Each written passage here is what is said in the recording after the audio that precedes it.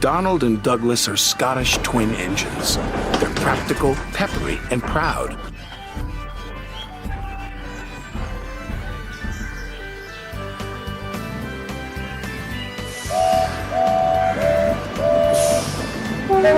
They nearly always work together.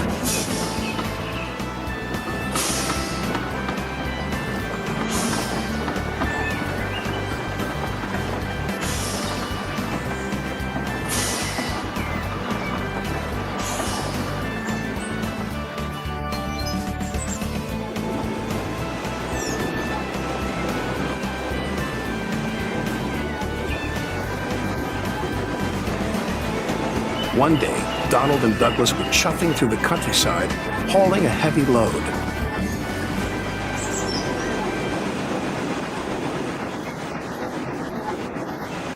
Down the line, Trevor the traction engine had been struggling with a big cartload of hay. Crossing the tracks, the cart's wheels had broken off. Then Trevor heard a whistle. "Oh no!" Trevor cried. Donald could see the cart. "Stop!" he cried. Donald's driver applied the brakes, but it was too late.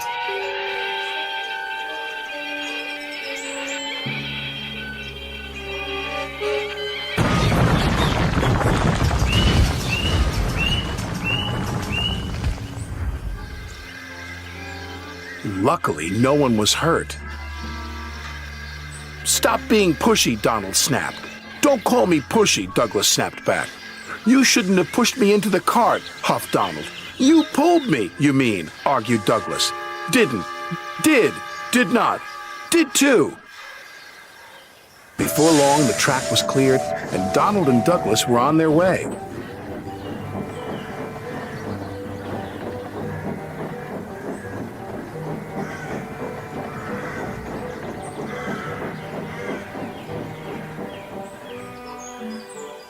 The twins were so cross they refused to speak to each other for the rest of the day.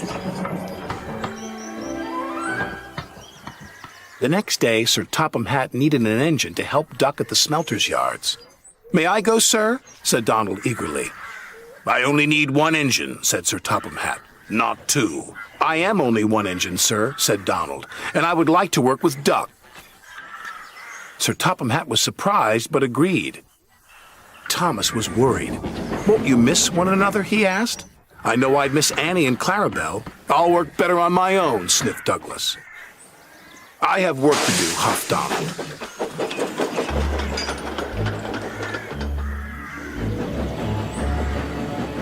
At first, Donald enjoyed working with Duck.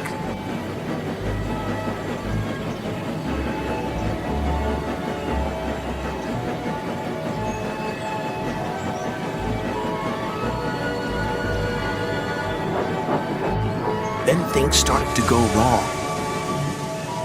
"Did you shunt those freight cars onto the other line?" Donald asked. "You said you wanted them on the other line," Duck replied. "Not that other line, the other line." Donald was cross. Douglas would have known what I meant. He huffed. Douglas was working on his own.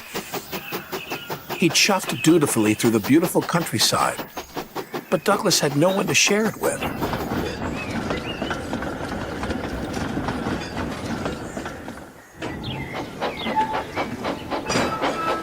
Although he tried not to, he was beginning to miss his twin.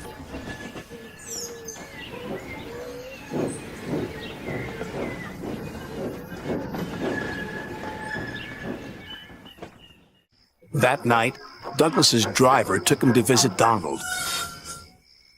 "I was just passing," said Douglas. "Have you come to say you're sorry?" Donald sniffed. This made Douglas very cross. "I've nothing to be sorry for," he said, and steamed away in a huff. The next day, Donald was in a bad mood. Duck could see he was getting too close to the buffers. "Look out!" Duck shouted, but it was too late.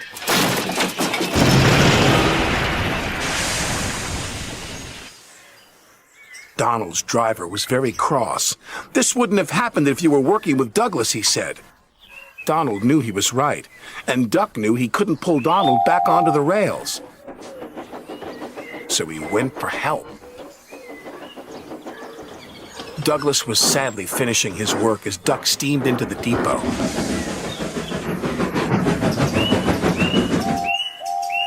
"Donald is in trouble," said Duck. "Donald in trouble," Douglas cried. "I'm on my way!" And he steamed off as fast as he could.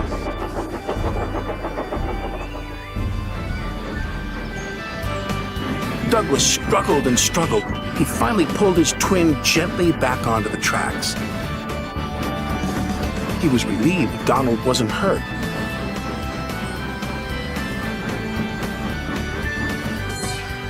"Thank you," Donald said, "and I'm sorry." "No, I'm sorry," said Douglas. "I'm sorry," insisted Donald.